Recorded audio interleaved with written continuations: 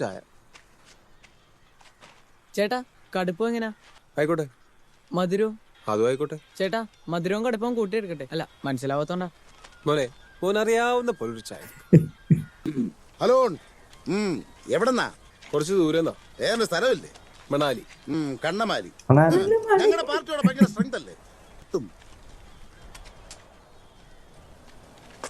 എന്ത് ചായടാ ഇത്? എനിക്കിതേ അറിയൂ. അയ്യോ എത്രയായി? 8. ദാ 500 ചില്ലറതാ സാറേ.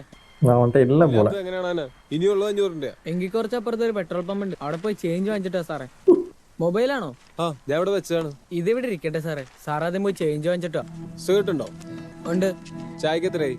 8. ബാക്കി 992 രൂപയ്ക്ക് കിങ്സ്. ഇതുകൊണ്ട് നീ കോലുമുട്ടായി വാങ്ങിക്കഴിച്ചു.